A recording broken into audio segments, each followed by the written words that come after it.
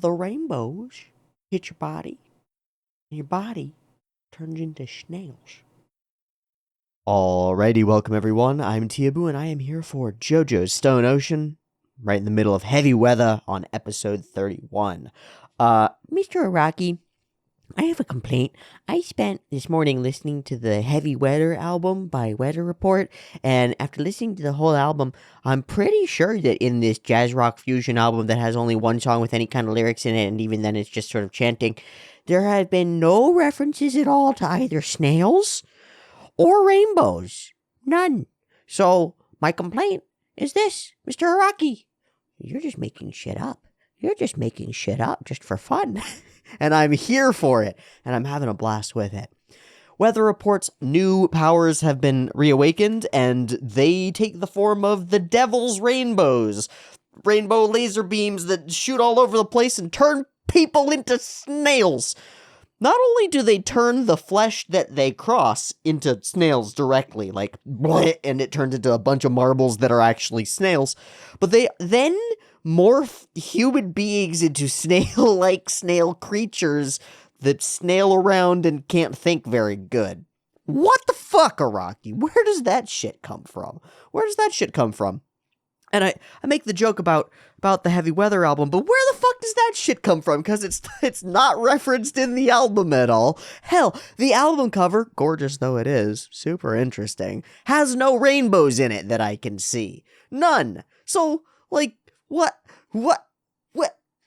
rainbows? Where'd they come from? Why are they in, what the fuck?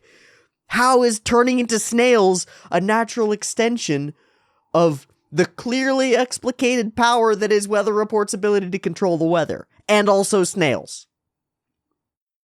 I don't know. I also don't care that much. I also don't really care that much. It's fun to joke about it and kind of mess around in that space of like, Rocky's just having a laugh and doing a weird, but I don't give a shit. And that's a cool thing about narrative. And an interesting thing to realize is, I don't care. As long as it's compelling and interesting, I can just hand wave the weird shit and move right along into the next portion of the story, because I want to see what happens to the characters, and I want to see what happens to all the things. It's like the polar opposite of Faito Ixer 1, which we've been watching on Monday Overdrive, and if you've missed it, it's coming.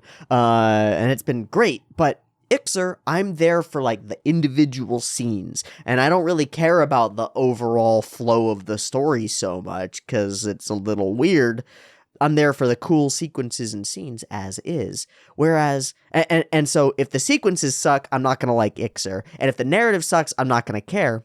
We get the exact flip for JoJo's, where if the sequences suck, it's like, alright, but is the narrative good though? And the answer is often yes, and so it's like, okay, I don't care. I can hand wave the little things in favor of the large thing, and on the other side, because of the way that the other piece of media is framed, I can hand wave the large things in favor of the little things. And that's really interesting that two distinct different pieces of media, in the same medium though, have very different, like, I have very different value statements for what I'm looking for out of an episode, or what I'm looking for out of the show as a whole. I'm trying to garner different tools or utility or a different kind of value out of the thing. And that's really crucial to realize, I think. Because if you go into all of the shows that you watch with the same value statement, the same like, well, I'm here to get the laughs, that's not going to go so well. Or even, I'm here to get emotional compulsion, like to be compelled emotionally by the story that happens here, that's not going to work in every case either. Like, every show deserves and needs its own set of value propositions and goals. Like, your goals as a viewer change depending on the show that you're watching. And so maybe part of this is all just sort of blather, but maybe part of the goal of being a good viewer is to figure out, as soon as you can, if you can, and to leave it somewhat open, but to figure out what it is that you should be looking for in a show to optimize your experience of the show. Because if you go into a show and you're looking for something that the show doesn't have, you're going to have a bad time. And we see this all the time in reviews and the forum posts that people make, where they say, well, I went in expecting XYZ and I got ABC and I hate it. Oh, but if you'd gone in expecting ABC, maybe you'd love it. And so maybe the goal is to figure out what things the show is trying to deliver on and then judge the show based on those deliverables. Something like that. Otherwise, you end up in fish climbing trees circumstances all the time, and you're like, gosh, this damn dramatic romance show didn't give me the hee-hees, and that's stupid. Anyway, that's a weird aside. Comics and a book. Maybe we'll talk about this at the end when we get to the manga reading, but I'm going to talk about it now because it's here in the beginning. Somebody in a JoJo's, I guess I'll just go and find you. I can search the thing in the comments, so I'll just go and find you. Dopamine Cloud. Thanks, Dopamine Cloud. Understanding Comics by Scott McCloud is my favorite book on comics, and it will add an absolute wealth of knowledge on these things, some of which has overlap with other mediums. Well, bam. No, that's the wrong book. Shit. Bam. Double bam. That one's the right book. This book's cool. I've only read the first chapter. I'm actually supposed to read it. I was supposed to read a second chapter this morning, and I forgot. Good reminder. This book is cool. So far, I've only read the first chapter. It does like a historical overview of what are comics, and when did we start drawing them, and how long have they been around? And the answer is, since we could put paint on stuff. We did sequentially juxtaposed images across space in order to represent time passing. And that's pretty cool. I'm excited to read a lot more of this book. I'm excited to learn everything that's in this book and apply it continuously to my comprehension and understanding of both manga and anime, because there is some stuff in here that's applicable to other media. Partly because almost every anime that we watch starts out as a comic book. Well, wait, what do you mean? Not everything's a manga adaptation. Well, first of all, most anime is manga adaptation. Sorry to say. Well, it might have changed, actually. Maybe I shouldn't say that. Maybe a large portion of anime at this point is light novel adaptation, which is a different game. But a large portion of anime is manga adaptation directly from a comic book. But even then, when you've got original anime or light novel adaptation or book adaptation for an anime or whatever, video game adaptation, almost every show that we watch goes through the same process. And that's the process of storyboarding. And storyboarding, let me grab Glebus. This is Directing the Story by Francis Glebus.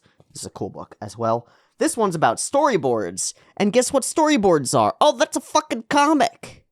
Oh, shit. Oh, my fucking God. It's comics all throughout. Right. So before it turns into a sequentially juxtaposed in time medium animation, frame, film, polyframe, it starts out as a comic book because it's an easy way to represent the same thing and to tell all the artists that you need to tell what to do. Like, hey, you're in charge of this portion, which is these scenes, which are arrayed like this, and in space and time like this, and I want this character to do this, and this thing to go there, and that to do the storyboards, right?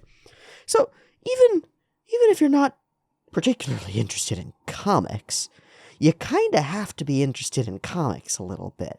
They're kind of intrinsic to the way that a large part of our media gets produced. And then you look at stuff like infographics, and infographics are kind of comics, and you look at memes, and most memes, at least a huge portion of memes, have a comic style, like, sequential representation format. The classic, like, no, that's a comic. That's a comic. Loss. I mean, obviously Loss is a comic, but it's a comic. They're everywhere. And, that's pretty cool. So I appreciate the recommendation by Dopamine Cloud. It came out of JoJo's and talking about all the paneling and the style and the form of the manga comic that Hirohiko Araki produces for JoJo's Bizarre Adventure and has produced for the last fucking 30 years or something like that. And is still producing 3 parts in the future from where we are right now. Nuts. The fact that there are like fully 15, 20 years more JoJo's that I haven't looked at yet boggles my noggin. Absolutely wibbles my bibbles.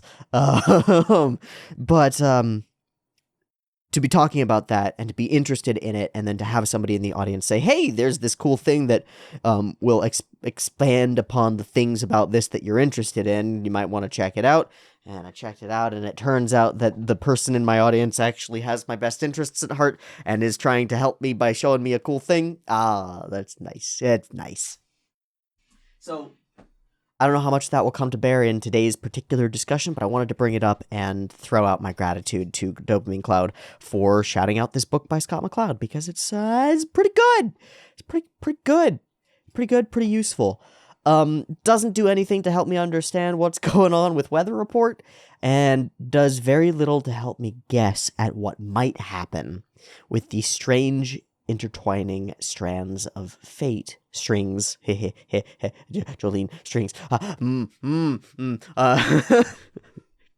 I half kid. I've got a sneaking suspicion that whatever it is about Jolene's power, her power will be somehow able to particularly and precisely fit in some way, as though it were planned from the beginning, because it was planned from the beginning. Something about strings, something about tying stuff together. Yeah, it's gonna turn into something. It's gonna be some way to counteract heaven, or maybe even enable heaven, because everything seems to be leading in one fated direction now. Like the arrow of time, like entropy, all marching toward oblivion. Or heaven, oblivion, I don't know. I'm very excited.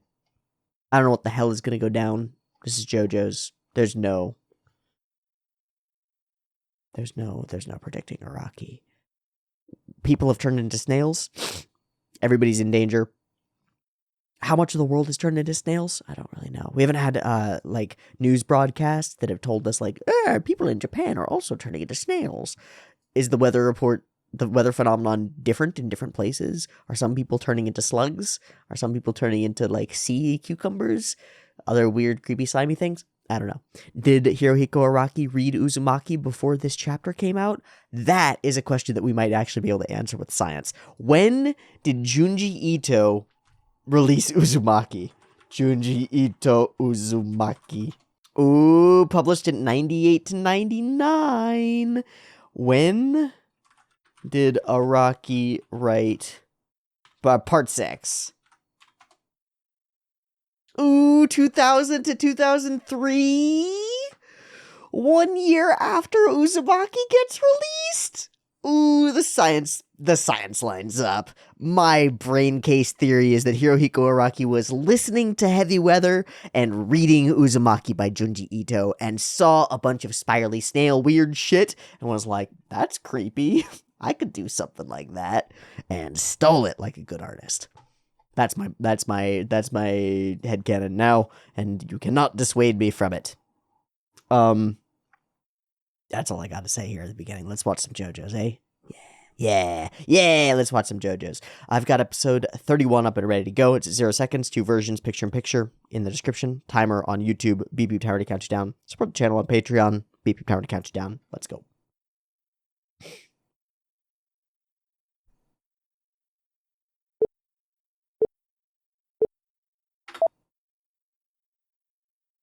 Recording, all good.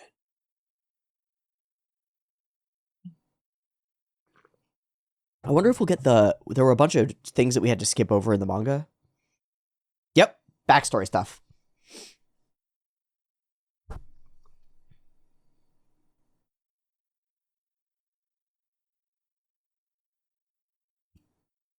One baby. Is that Pucci or Weza or Oh? Oh.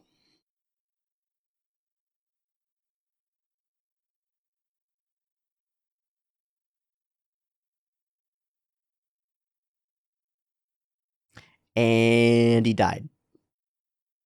That is the cruelty of reality.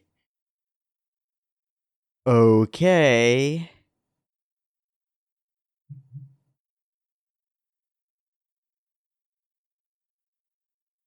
Did she do a swap? Oh, that's a Pucci. Whoa. The swapped baby had a fraternal twin. So one ends up being Pucci, and one ends up being Weza, and they get totally switched. Whoa.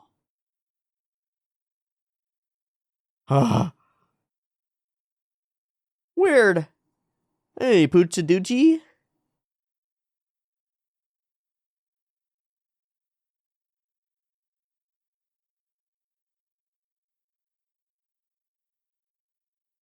But he didn't, because he got swapped with so he ended up actually in the arms of the loving mother, Domenico Sunday.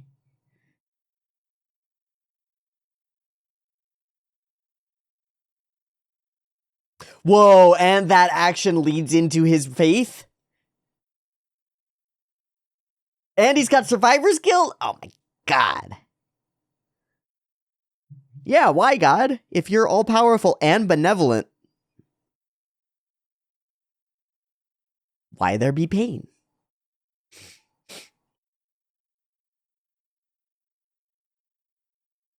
A prestigious clan in Venice? Oh, okay. I was hoping for a weird connection.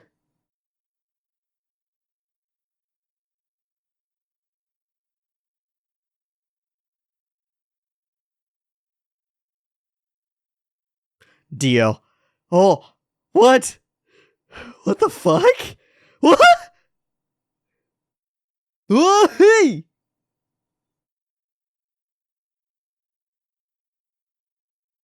This is the moment of reveal. Felt weirdly like Pinocchio. Just shoop in the feet. Down in an ossuary where the bones are. I like the dust puff. Yeah, just an allergy.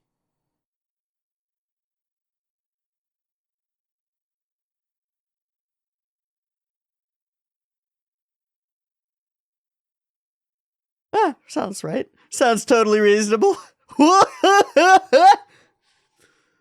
Betsy, not really.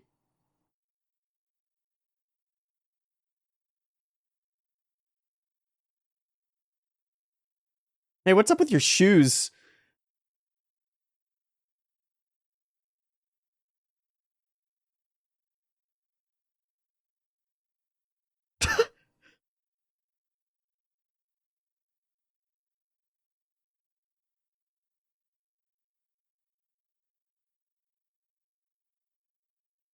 Ooh, the star.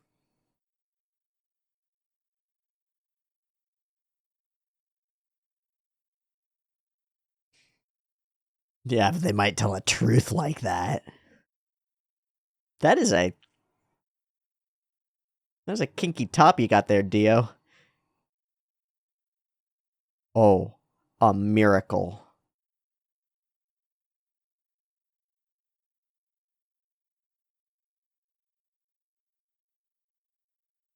How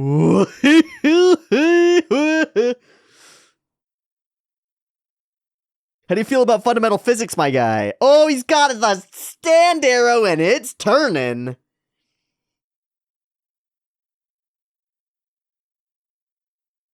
Presentoshtai.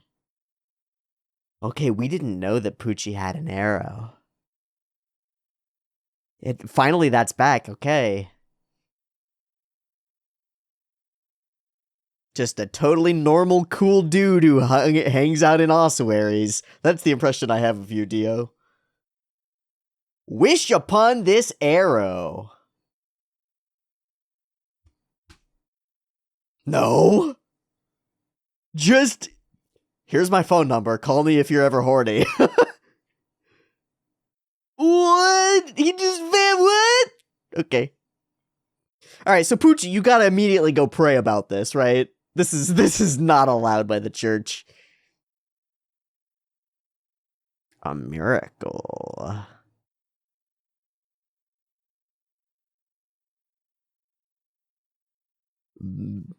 God the Father, baby. Oh my goodness, that's cool. This is great. This is the best. It's his mom? Oh my god, it totally is.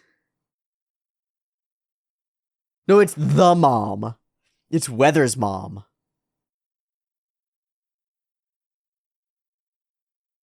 And so he ends up by gravity finding out about it, right? Let's go. I had a stillborn. Yup. Oh, they hold the hair reveal.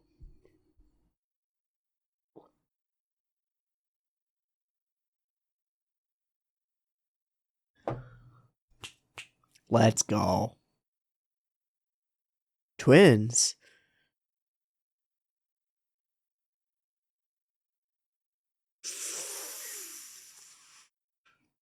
I tried real good. Wow.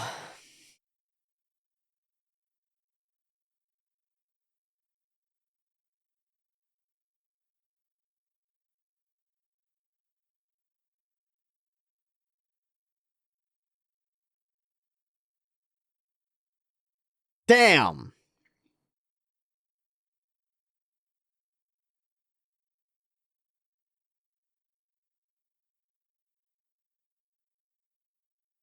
Do they? Oh shit. Oh. Have you seen Have you seen him?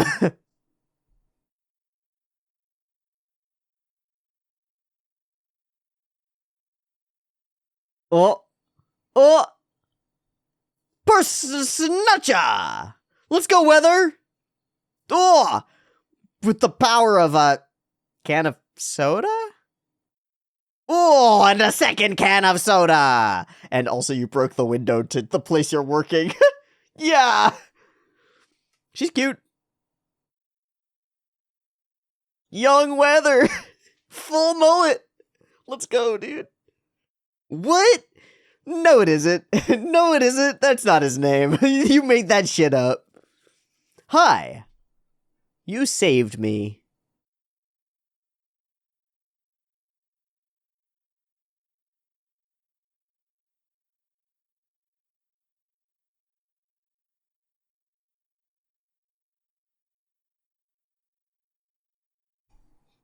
Thanks, babe.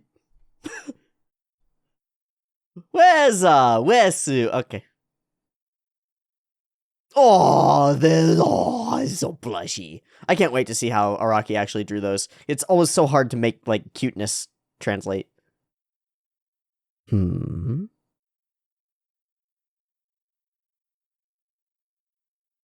Yeah, stated at confessional, you can't do shit about that. Oh, but he will. And we're at a crossroads. Ding. Nice.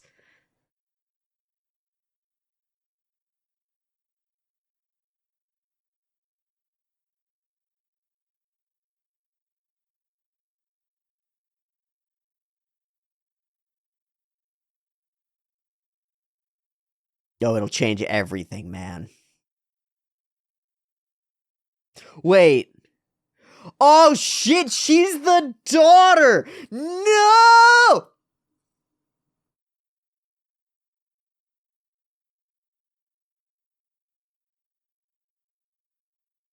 No.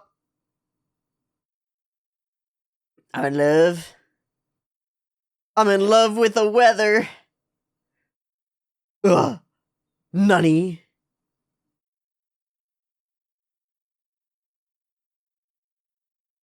Gravity. Yeah, except that it's not a possibility! Oh, badly! It went badly. How did he figure it out yet, though?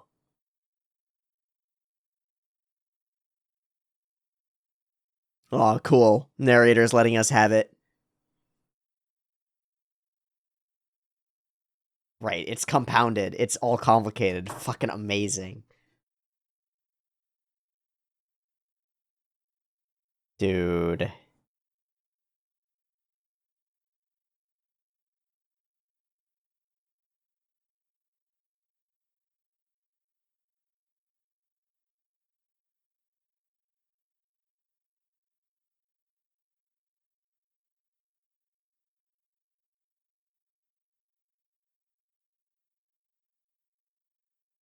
You were calling a hit?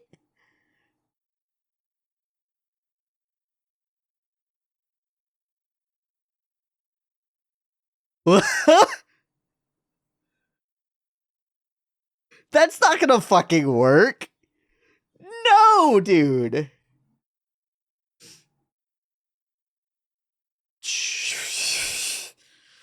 So who committed a crime? Who committed a sin here? Pucci did. Right there. He's a bad boy.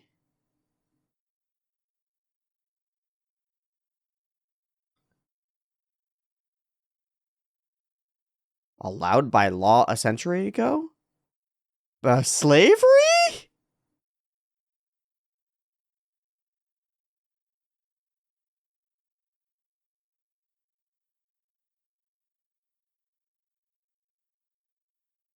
Oh. Oh. Real? Really? Wow. This is bad.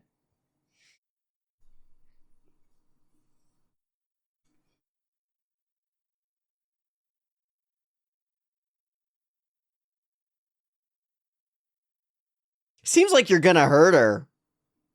Seems like you're hurting her.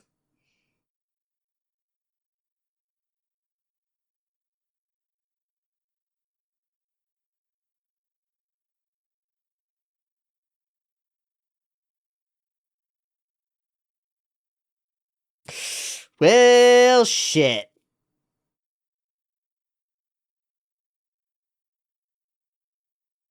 Oh, and he's gonna fucking reveal it, too.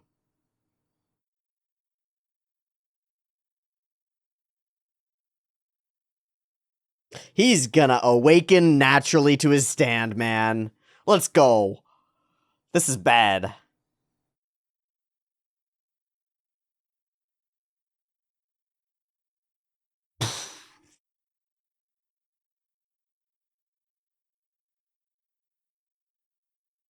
That is a brutal set of bad coincidences. But there are no coincidences. Yeah, oh my god. They lynched him.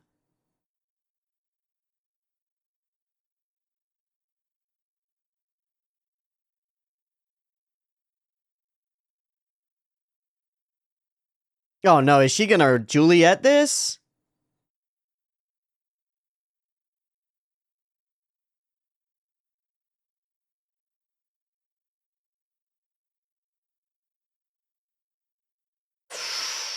What a line. Ah. Yeah, she's gonna Juliet it and he's not even dead. Ah! Rocky! My guy. Yeah, you did this, Pucci. You did this to you. Why? Huh.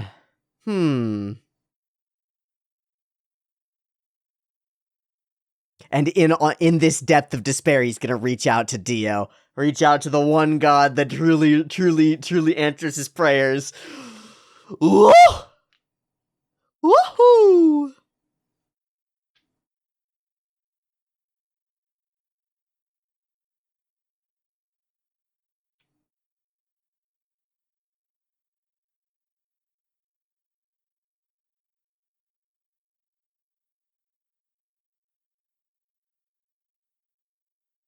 Anything?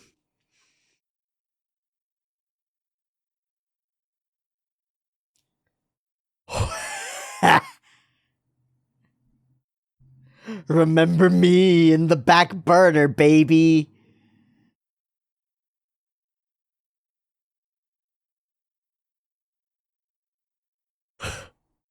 Uh-huh. Maybe he could bring my sister back to life. Oh man, it's the same thing as freaking Polnareff. What? What? Oh, you'll be fine, buddy. He was carrying in his pocket? Yep. Okay.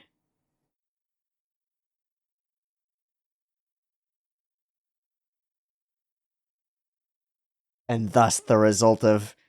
This background looks like the Heavy Weather album. Kimi no mezame. Down into the waves he goes. And in the water, Pucci awakens, and on top, Weather awakens. And they both, because they're linked, he gets hit by the arrow at the same time? Bruh. Become snails. Fuck you, snails. Snails!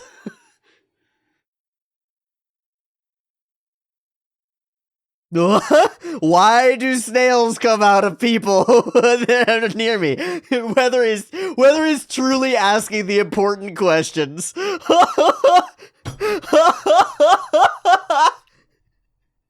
You know everything, so what about these snails? Oh my god. Truly, what are these snails, man? What the fuck? No.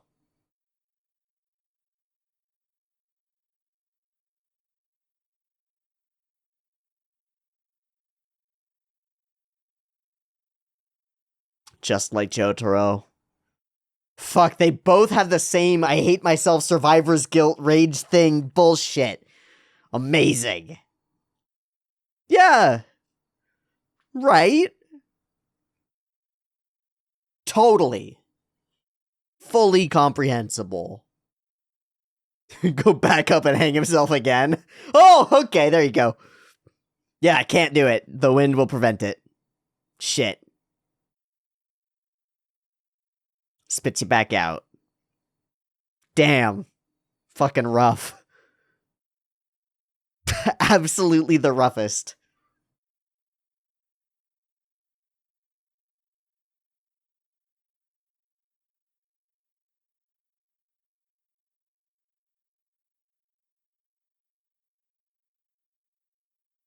Snails. No. Good, good. Yeah. Ah, you're just gonna, fuck you! Fuck you! No, he doesn't know either. He has no idea. Don't you tell me that he knows why there are snails. Well, yeah. Clearly, but why? The link.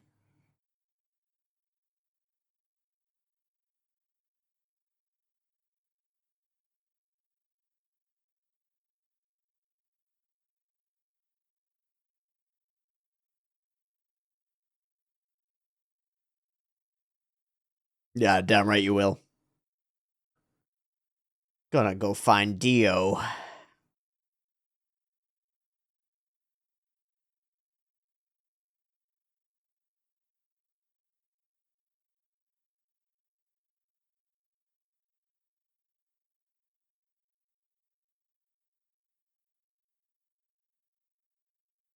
Hi.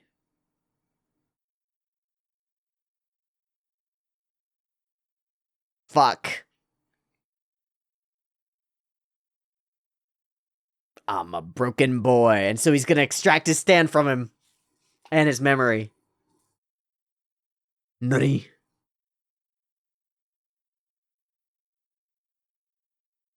Pachow. Oh, I'm pachow. Got him.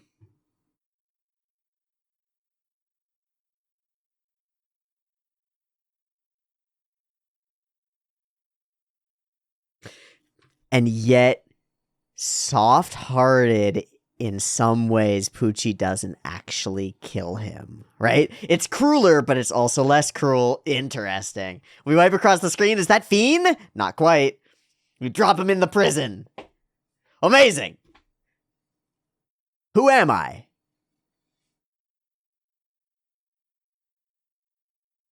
Fuck him up. Yep. Yep.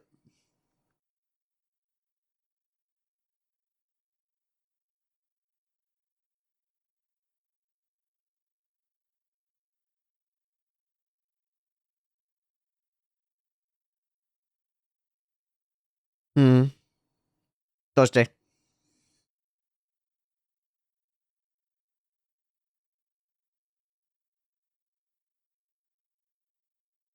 Wow! And we're back to it.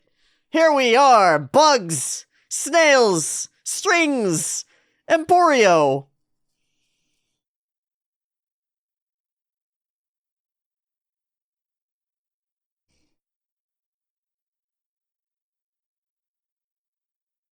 Whether the weather is inside or whether the weather is outside.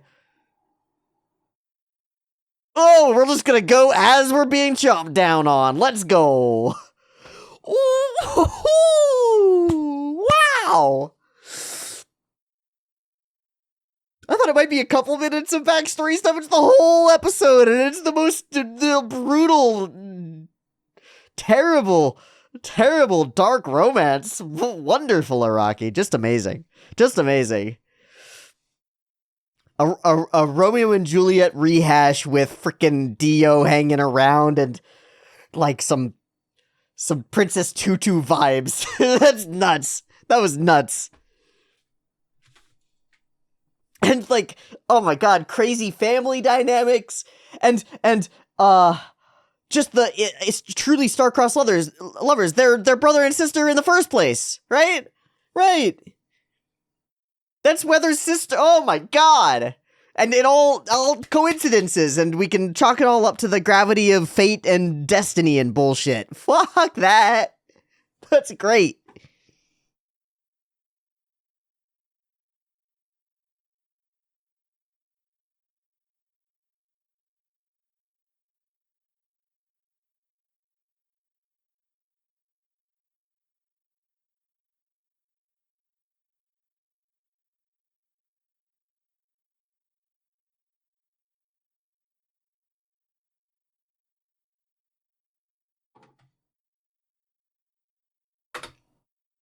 Okay.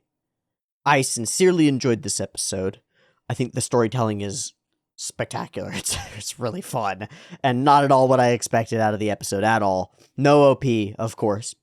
Because we're not in Jolene's story, we're in all this backstory. Man. I feel like the production value of this episode was up a couple notches. In general, overall. Backgrounds to interesting art frames like the dark of this. Like, that's striking and interesting. This whole sequence with Dio is fascinating. The way that he appears, the way we interact with him, the framing around him, the posing continuously, and the moment when he goes away, he disappears. That I want to see again. So touchy. Ugh. And then he just sort of whip, woof, and he's gone. Wow. That's cool. That's like, yeah, you're talking to a genie or something. You're talking to something that should not be, and that's great. The series of intricate coincidences that have been arranged to make things happen in an interesting way by Araki is amazing. I made a joke in the beginning of this review video, whatever. I made a joke about, hey, Araki, I feel like you're making shit up. 100%. Obviously, that's the joke. He's making shit up. It's hard to make shit up that's this interesting and compelling. This is a gripping tale of woe and misery and despair, and the individual actions of individual people colliding and creating emergent behaviors, like emergent properties that are much more complicated and almost inexplicable. But then you do this magical thing where we go back to the beginning and we show the whole story as it plays out, and it becomes explicated. It explicates itself. It's amazing. It's amazing. What a piece of work. You know, we fairly often will praise this kind of storytelling when it's done over the course of a whole season of a show or the course of a whole book. This is a whole book. This is a whole story. Whole story. You just flesh it out a little bit, and this is a whole season. 12 episodes about the relations as they are generated of Weza and Pucci and the girl Perla and all these other intricate things that are going on in the mom and her despair and the parents and they're finding out about it, and they find out that their twin is dead, right? One of their children has died, and that's sad for them. And there's all of this emotional, really, really rich emotional deliciousness all throughout. And it all is tied together really exceptionally to lead to all the actions of the story that we have at present. It all makes perfect sense to me, except for the snails. except for the snails, it all makes perfect sense to me. That's amazing. That's amazing. What a crazy story. Yeah, the cathedral scenes are gorgeous. The reveal of Dio with the feet and then the shoop is very funny. I find very goofy. Dio's whole outfit is fabulous. Pucci and Dio's relationship is extremely erotic. Very hot. Gosh, I do not like the faces of those characters, but of course they're there to make Perla stand out, and Perla does stand out, and she's oh so cute and oh so blah blah blah. I will say again, we're gonna read the manga in a minute. I'm looking forward to seeing how Araki draws Perla, because I feel like Araki's level of detail in facial design is such that it ends up being really hard to convert to anime. They end up like taking bits of the stylization that Araki does, and it loses some of its softness. It loses some of its cuteness. For example, I think that Yamagiri Yukako, a hair girl in part 4, I think that in the manga she actually looks rather pretty, is actually attractive, and in the anime she's quite horrifying. I find her not attractive at all, and I think it's the blockiness of the shadows and the way that they draw the features. Like, she ends up having a softness to her features that's present in the manga and not there in the anime. Similarly with the when he becomes Kawajiri, when and the mom, Hayato's mom, she, I think, is very pretty in the manga and not very pretty in the anime. So I'm looking forward to seeing how Perla looks in the anime, because I'll bet she will feel, to my mind, prettier. The overall artistic stylings of this episode are a standout to me. We get, part of that is the narrator is throughout the episode, even in one portion where he says, I'll leave it up to you to decide who's committed a sin, who's actually done this thing. I won't just give it to you. I like that, even if it doesn't change what we know when the narrator says that, right? If the narrator says nothing and we just show the story as is, then we have to judge the story as is and determine who's a sinner and whatnot. If the narrator says, I'm not going to tell you who's a sinner, it does nothing to the story itself, but it changes our perspective on it. Now we're looking for who's wrong in the story, and that changes everything about the thing. And that's a framing device that changes the way that we're evaluating, the way that we're examining and dealing with the story. In some ways, kind of like what we were talking about at the very beginning, when you come into a piece of media and you're trying to figure out what you should be taking away from it, what you should be looking for. Bits like that narrator saying that give you a bit of a guideline. They're like, hey, one thing that you could look for is try to determine the moral worth of all of the actions taken over the course of this portion of the story. And that's a challenging thing to do, and Araki knows it. And that, again, speaks to the power of the storytelling. It's hard to write interesting, intricate circumstances like this with moral ambiguity present and some real uncertainty. It's very easy to write a story where the bad guy is bad because he's bad. That's why we see bad guys who are bad because they're bad all the time. Why is this guy a bad guy? Because we need a bad guy, and also we gave him a mustache, and that makes him bad. Duh. Okay, sure. But what if we just show a bunch of people acting like people, and they take a bunch of actions, and some of those actions have interesting consequences of various kinds, and we ask, who's the worst sinner amongst these? Now we're in interesting territory. Now there's argumentative space. It's not just a bad guy who's bad because he's bad. It's people who are acting out of their own selfish or selfless desires, goals. The mother, like, distraught, understandable actions in isolation, every single one of them, whether you agree with them or not. And then the results occur, and then more complicated results occur as actions overlap with other actions in unpredictable ways. And eventually you come out of it with this messy stew and you're supposed to extract out from that some sort of morality. That's much closer to the real world. That's much closer to the reality of our actual experience. It is so very rarely the case, in any circumstance that people are acting out of, like, conscious malice and are like, I'm an evil guy who's gonna be evil, right? Usually people are acting out of, well, usually if you ask people, they'll say, I'm a good person acting out of altruistic content. And they're usually wrong. That's super interesting. And that's the nature of reality, and that's the nature of human morality in some ways. And so we often find ourselves at the end of that struggle, looking at a circumstance that we don't understand the underlying pieces of, the individual actions of, only seeing some of the late game outcomes, the final outcomes of the thing. And we have to judge from that the moral weight of all the decisions that have gone into it that we don't even know. Terrifyingly complicated, extremely difficult, much closer to reality, much closer to what Araki depicts.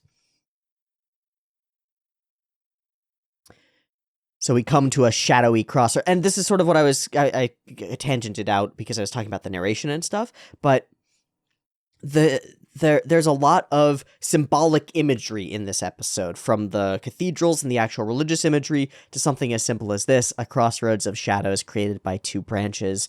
As Pucci walks and his shadow walks across it, Pucci makes a decision. He decides what to do, and he comes to that decision because of what he finds out about Perla. I want you to judge the rest of the events. Who is wrong in this circumstance? Well, it's Pucci. The answer is it's Pucci. 100%. And he not only does he does something that's wrong. And that's going and breaking them up in the first place, not communicating effectively, all this stuff. But it's even more complicated because he's not fully responsible for the outcome, right? He didn't order this guy to go beat Weather up and kill him and lynch him for being the son of a black man. Like, he didn't know in any way that any of that would occur. So one could argue that he lacks responsibility for it. It wasn't a conscious choice of his. It was an outcome. It was a consequence, but one that he could not have foreseen. And so it gets more complicated and more complicated. All right. Well, so let's violate a teenager and murder her boyfriend because racism.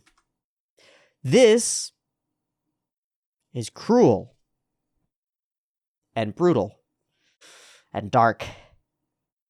I like it. I like it. Now, I don't like that the events occur. I want to be clear. I don't like that the events occur. I don't like seeing this happen to Weather or to Perla. And I think it's important that it does occur because, well, it reveals something else about human nature, which is that while I said a little bit a moment ago that people very often do not twiddle their mustaches and do things out of malice, the human drive toward rage, destruction, chaos, and violence, as well as taking, raping, destroying, causing harm, hatred, those things, yeah, those are real. They're as real as real could be. As real as real could be. And so we come to a problem. It's one of the fundamental problems. It's like almost as fundamental as the problem that Pucci has when he sits there in the cathedral and he prays. He asks God the fundamental question that the existence of God begs, I think, which is, well, if God is definitionally omnipotent and also definitionally benevolent, then why is there bad stuff? Tough question. Lots of answers to it. I'm not looking for those, by the way. Don't need them. There are a lot of them. You can go and evaluate them on your own time and determine whether you think that they hold up. Some people think that they do. Some people think that they don't. A lot of people have argued about this for thousands of years, so let's not get into it. But he asks that fundamental question. We run into a somewhat similar question. If people generally don't think of themselves as evil, malicious, malevolent monsters, And yet people do harmful, destructive, chaotic, murderous, rape, horrible things all the time. How the fuck does that work? That's a deeper question. It's one that actually potentially has answers, because, we can actually look at people. It's hard to look at God and, actually ask anything in a reasonable way the question, or get any reasonable answers back. But people we can look at. What does the answer seem to be in this particular circumstance? It seems to be that these people think that they're doing the right thing. That's the scary part to me. Is that this guy is filled with righteous fervor. That's bad. That's scary. Because you can't just argue it and be rational and say, my guy, you're evil. You're a mustache-twirling Disney villain. You're a monster. He's like, no, I'm not. I'm doing the right thing because this son of a black man is having sex with a blonde white girl. How dare he? That's the wrong part, and I'm filled with righteous fury. Uh-oh. It's a much harder thing to argue. We're into like deep ideological compulsion territory. That's bad. I don't have answers for that. That's scary.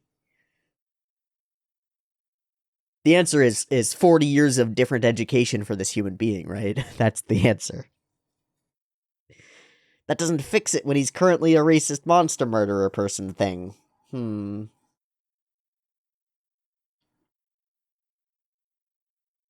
Perfectly villainous, and exactly perfectly placed to be as brutal and unfair and bullshitty as possible, which is Araki's forte in this chunk of chapters, is as brutal and bullshit as possible. The worst things for the best people. Innocents trashed, destroyed.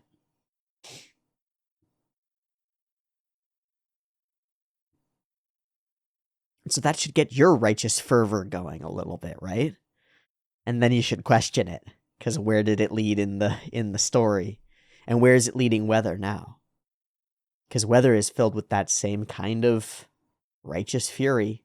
And we've seen the story, and we might agree with the righteousness of it. But man, it leads in bad directions.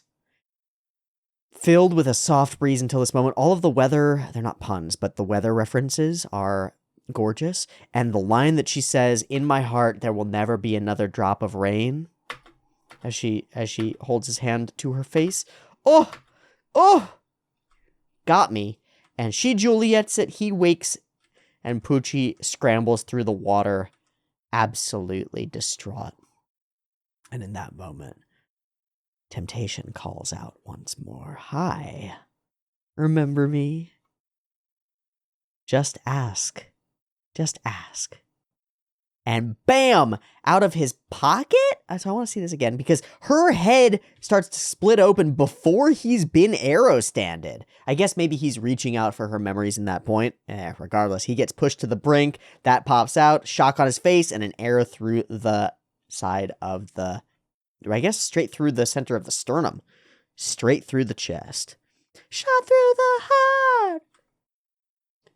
And Weather gets pierced by it, too. Also potentially healed by it. Shows up and asks the important questions.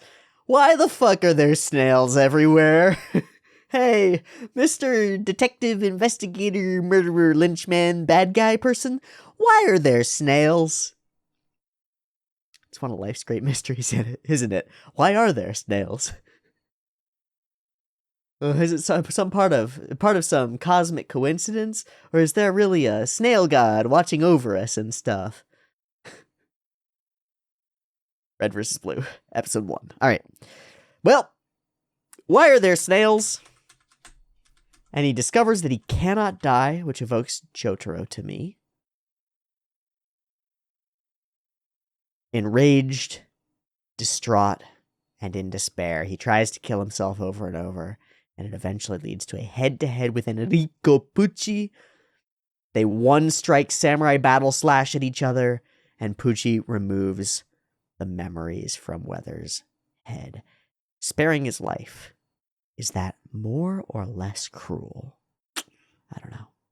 Who is the great sinner of our story? The narrator invites us to ask this question. Pucci is. It's Pucci. It's Pucci. Weather's innocent. Perla's innocent. The detective guy sucks, but he sucked anyway. He was just put into motion by Pucci.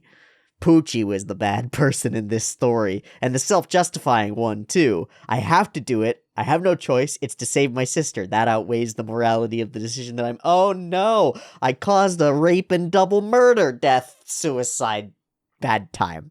Good job, Pucci. You caused a bad. And then, because of the bad that has been caused, Pucci blames that bad on other people and uses that as his justification to give in to temptation and reach out to Dio, right? Now, he doesn't know that he's actually ending the world by doing that, but he didn't know that he was calling a private detective to cause a bunch of murder death, right? So, like, at what point do you have responsibility for the actions that you've taken even if you couldn't have foreseen the consequences of them, right? I couldn't have known that Mr. Private Detective was going to go kill Weather and cause the death of my sister and also probably rape her. I didn't know that, so I'd washed my hands of it. Totally clean conscience. Yeah, that doesn't seem to fit, right? That doesn't fit. I think it doubly doesn't fit. First off, it seems like there's something, you're still responsible for it even if you couldn't have predicted it. And then we have to evaluate the motivations of the action that led to it. And Pucci's motivations in breaking up Weather and Perla are utterly ungood. They're bad. They're not great. So if that doesn't justify it, if Pucci thought he was doing, well, I guess he thought he was doing something important. That makes things even more tough. Because again, he's filled with this righteous fervor, and he's like, well, I have to because it's the right thing to do because it'll save the sister, and it'll be morally improper if I allow this relationship to continue, blah, blah, blah. They'll get hurt more, blah, blah, blah. He makes this whole calculus in his head. And so he believes that what he's doing is the right thing. We as third parties might disagree. Takeaway. Be very wary anytime you're certain that what you're doing is the right thing. Morality is tough. Shit. It's almost like there's a reason we've been talking about it, and some of the most intelligent and interesting thinkers of all time for thousands of years have been discussing what should be done in various circumstances and why. It's like it's an important set of questions for us to answer. Amazing to me that like a one-chapter portion of writing from Hirohiko Araki can evoke this much distress and confused intricacy of moral weight and worth and potential. That's really freaking cool. Araki's a cool artist. Isn't that interesting? I think that's interesting. He takes his cool art and uses it to tell cool stories that are simultaneously totally unrelatable, snails, and completely and utterly relatable. Doing something that you think is righteous, oh no, it caused problems. Relatable. Fascinating. We're going to read the manga.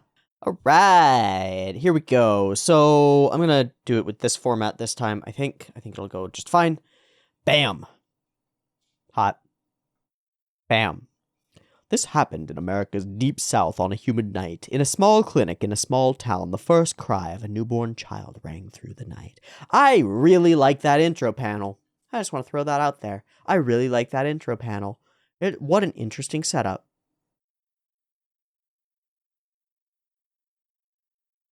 Immediately, it establishes a totally different framing. But that boy, before he could see the light of day, died, still curled in the arms of his mother. To the young mother, who has never felt that she had been leading a happy life, her newborn son had been a chance for her hope for a better future. She was unable to accept his death. Before the nurses or doctors could find out that the child was dead, the young mother slipped out of her bed like a phantom. Oh, the broken foot! The young mother's actions were never questioned, and neither were they investigated. She took another child on the same day. Bow, bow, bow, bow, bow, bow. And replaced one of them with her dead son, taking him for her own. The baby she took was one of the fraternal twins. This happened in 1972 on June 5th. Holy Bible goes scatter, flip, whip, whoa! That's an elf shoe. Ah, smack, bam, boom. Rattle, rattle, rattle, rattle. Okay, so, just amazing. Amazing symbolism. Super interesting. The young, well-meaning priest, Enrico Pucci, trips over something that he can't see, but we know that it is the foot of Dio, the foot of God. And it is literally Dio is the devil. He's Dio in the ossuary, in the place where dead things are. And Pucci slams into the altar thing and all the candles start to fall down. Like the whole world gets shaken up off of the foundations with this interaction. From the outset, the first interaction between Dio and Enrico Pucci shakes the foundations of the religious symbol. Yeah, that's right. Who's there? What do you want? Uwu. Who are you over there, Uwu? What are you doing?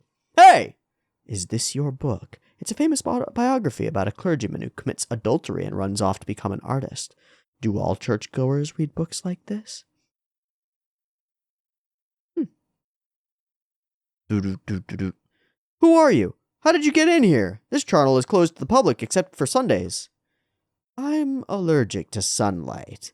The sun sets at 6:19 today, if I'm not mistaken. I can't go home until then, so I was resting here.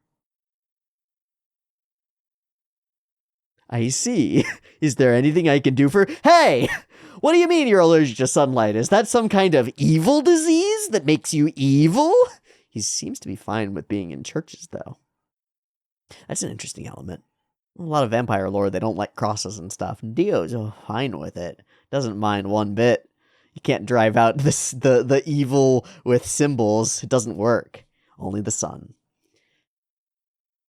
I see. That's unfortunate, Uwu. I won't tell the father about this until 6:20, so please leave when the sun goes down. Huh. You're an interesting one. Why is that? You're not throwing me out.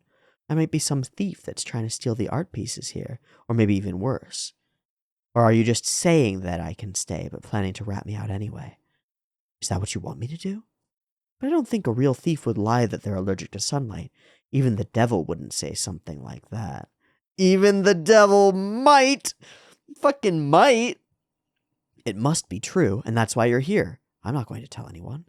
Wait a second. Did you just twist your ankle because of me? Are you all right? No, it's not because of that. Please don't worry about it, Uwu. I was born this way.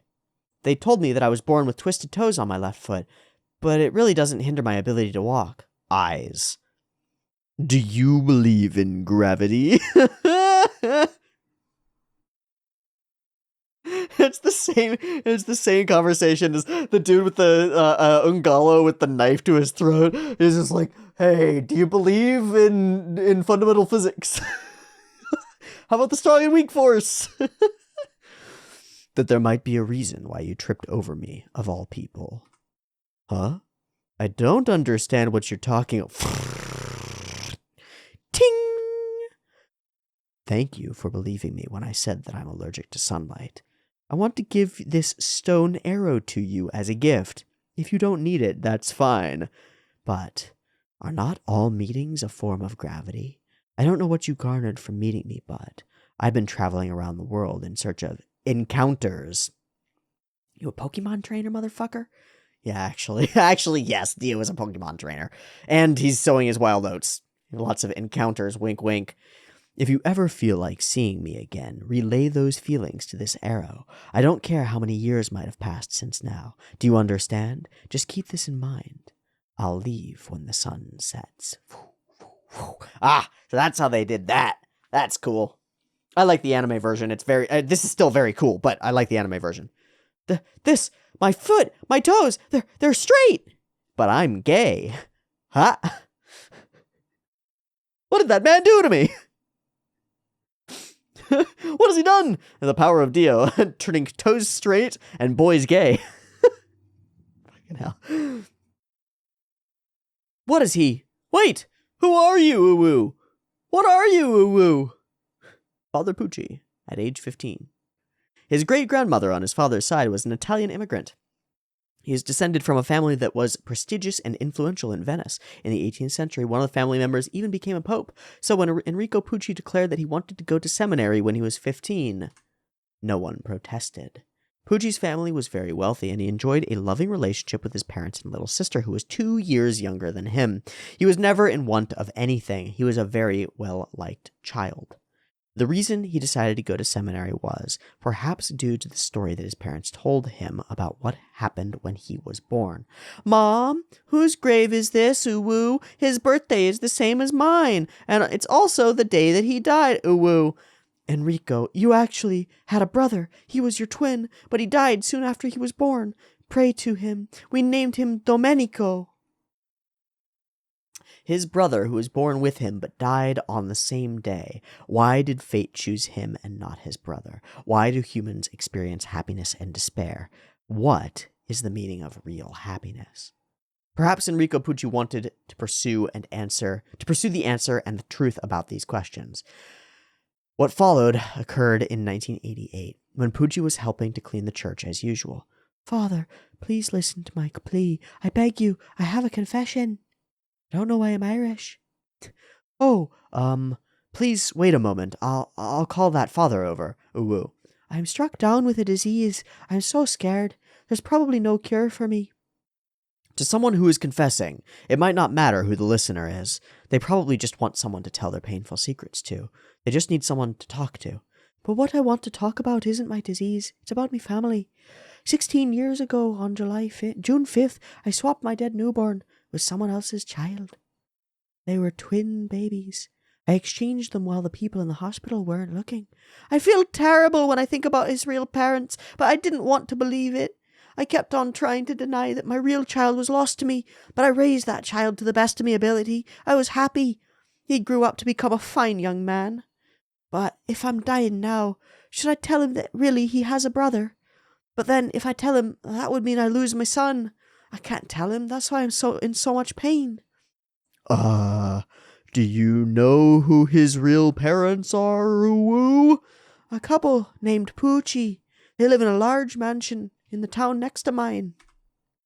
No way! You gotta be kidding me! We got some Cockney gar slanging gits out here now. What the fuck happened? All right, okay, buddy.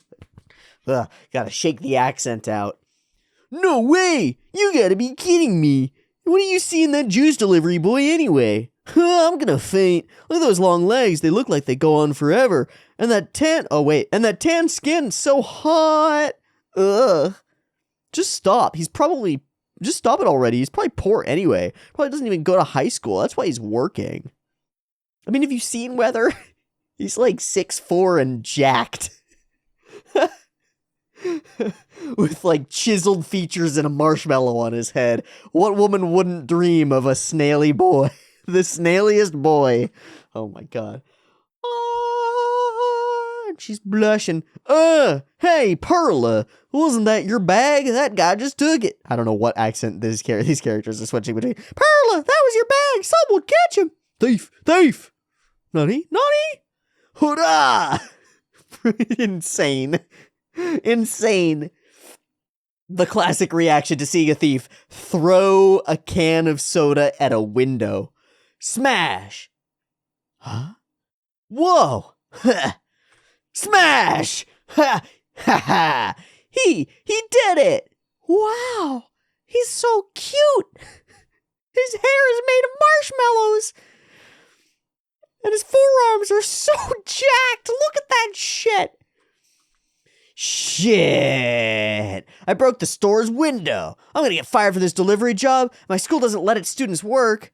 Weather reports. Real name is Wes Bloomery. No, it isn't. No, it isn't. He was 16 at the time. He was still innocent and fully believed in the idea of justice. Thank you.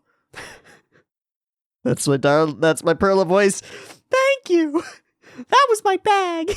I'll tell them that he was the one that broke the window. For real? Of course. Hurry, go.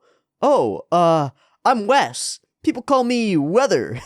See you again sometime? Okay. Yeah, she's super cute. Super cute! Oh my god! There you go.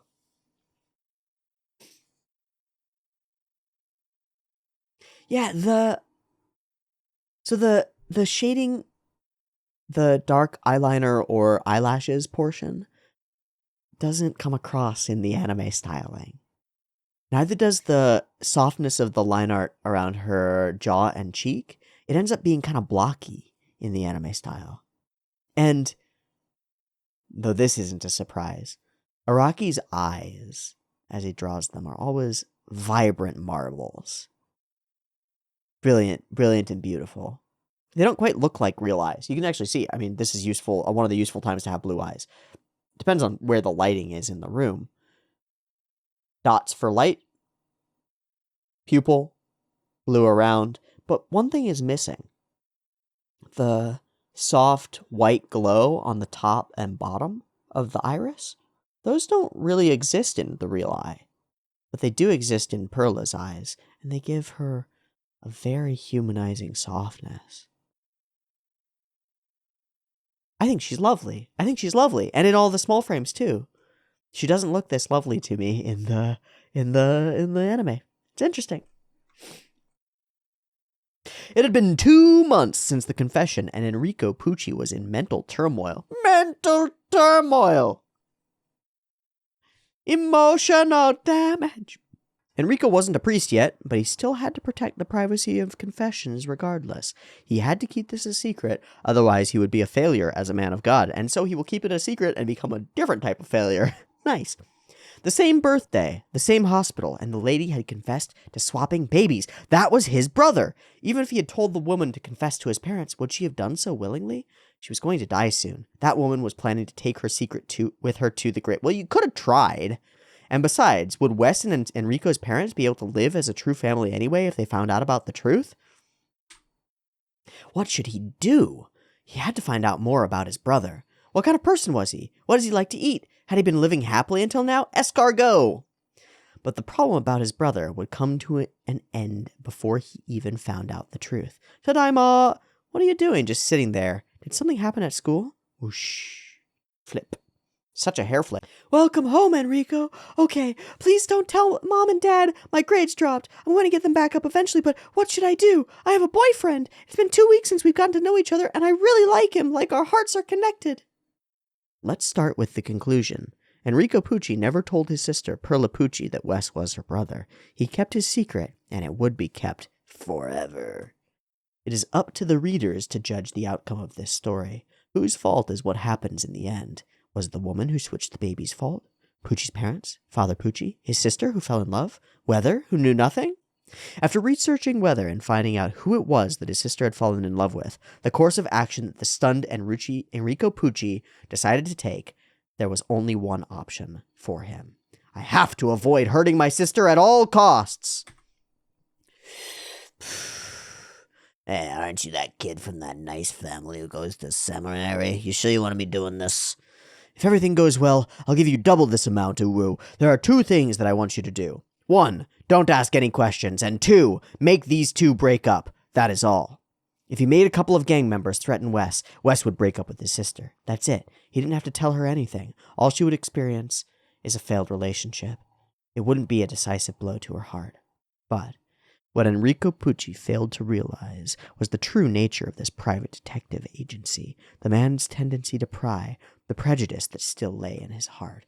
It stemmed from the rules that had dominated the South just a century ago. Terrible, inhumane laws. And this prejudice was still very much alive in this man, even in 1988, as it would be.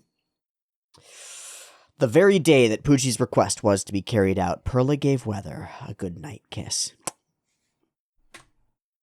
Although she wrapped her arms around his shoulders, it was still very much an innocent show of affection.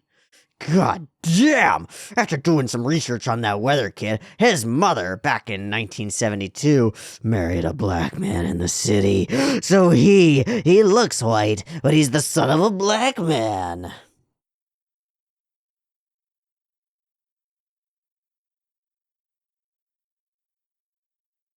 This does a good job of showing how utterly, like, ridiculous racial discrimination really is.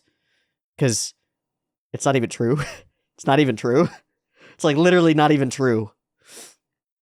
So the epithet is so useless that this guy gets enraged about it when it's not even true. Well, he believes that there's something fundamentally different between, like, people of different races or colors, and obviously there isn't, because he can't even tell. Fucking idiot. Amazing. Amazing. Smash! Bam! Oh, full clan outfits. There we go. That's more like it. I appreciate that, Araki. I think that they should have adapted that as is.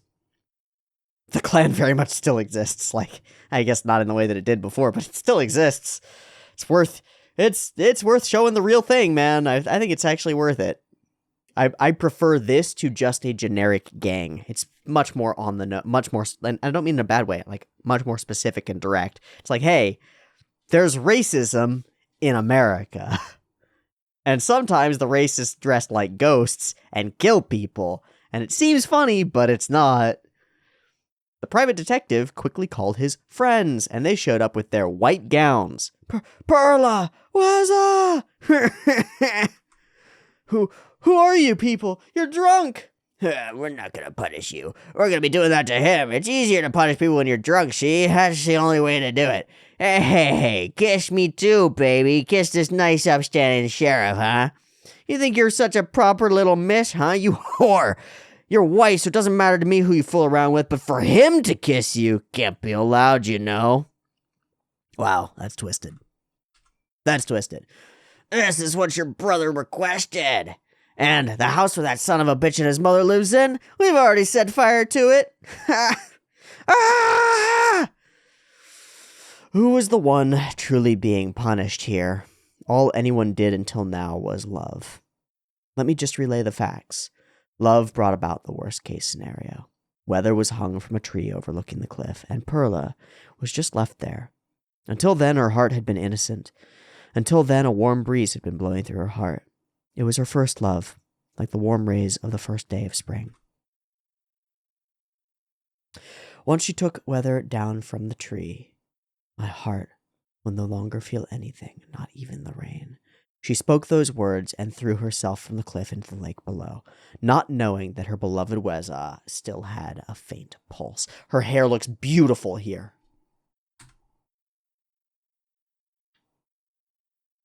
Let me just relay the facts. Love brought about the worst case scenario. The road to hell paved with the best of intentions.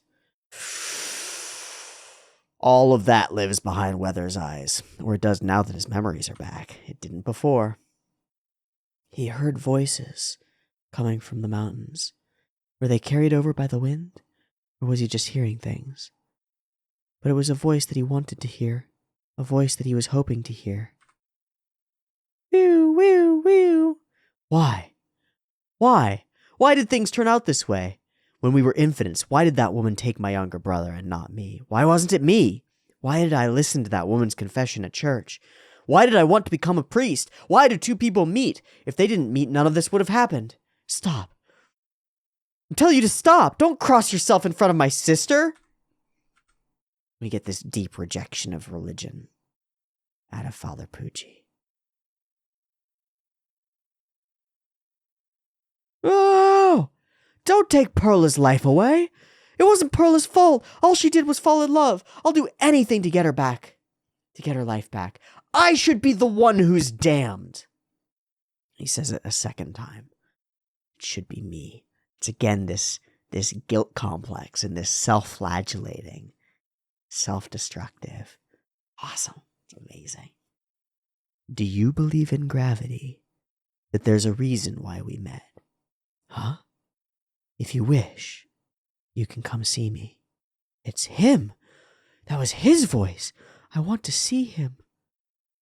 I forgot when, but He fixed my foot back in the charnel. How could I have forgotten about it until now? He gave me something. It looked like an arrowhead.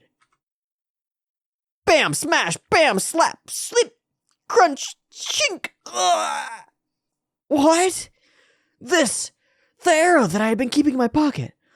A lost life can never be regained. The style on Dio is amazing. He's like hologrammy. It's amazing. But if you wish, if you want it badly enough, you'll be able to preserve her memory, her heart and soul. That is your ability. And it's already happening. She's already chopping open. The disc is already popping out. And bam, the imprint on Weather as well. Huh?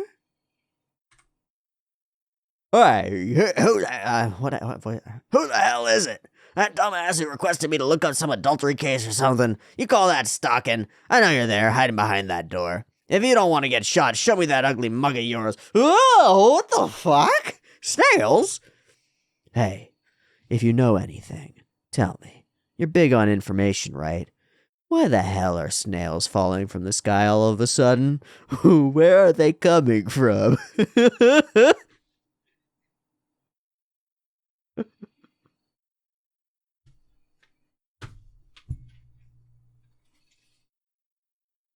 Hey, you know everything, right? Why do my eyes keep turning into strawberries?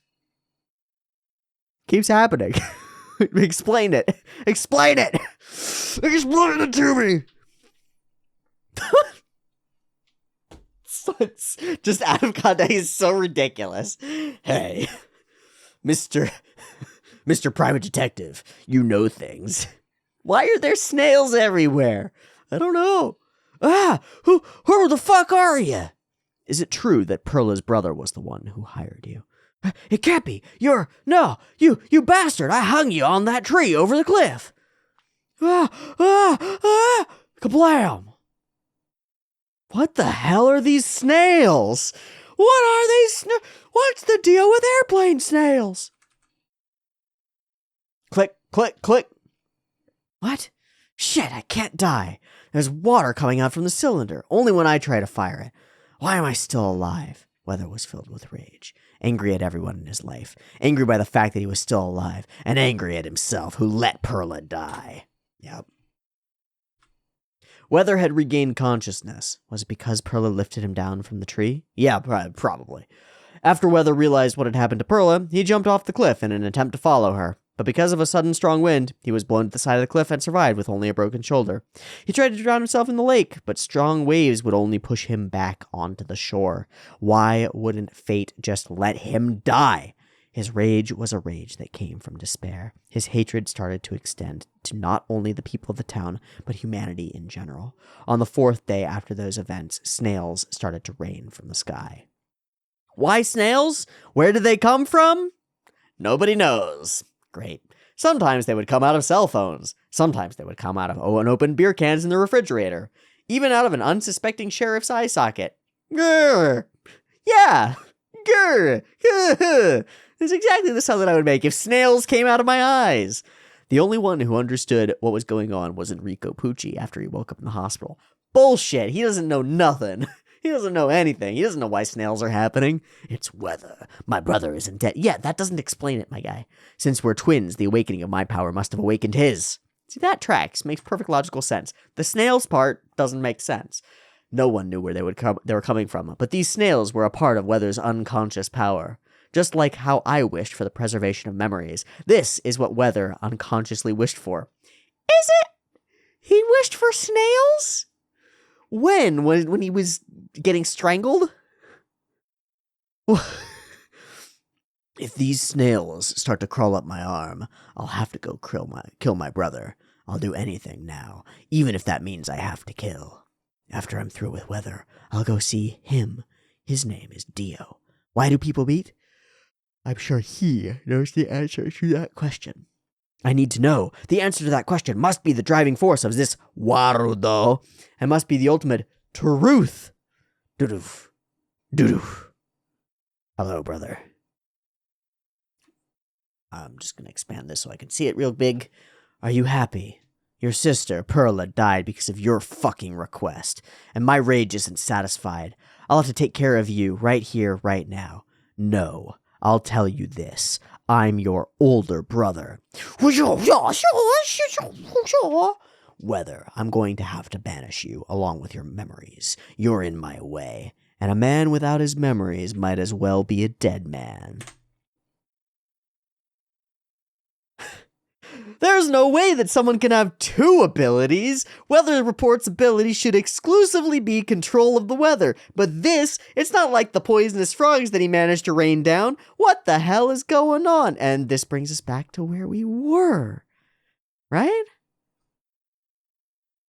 Let's get back to the car. And he's looking for Emporio, the direction that Versus ran off to. Do you think he's after an Emporio even if the priest doesn't know about him? And now we have problems with seat adjustments as she starts turning into a snail. Oh, and then there's that stuff. That stuff happens, and then the bugs come. We get Emporio, fight with Versus. Salt. Versus turns into a snail. Snails everywhere. The fuck are you talking about? Tell me where Jolene is right now! But only after I settle my score with Pucci. He's somewhere within a 20-meter radius. Nice. And he's here. Cool. I think that covers all the stuff that was in the episode, for the most part. Should be good. Man! Backstory. Compelling. Interesting. Still doesn't explain the snails. That's just a bullshit grave. I don't actually care. I don't actually care about why the snails are here.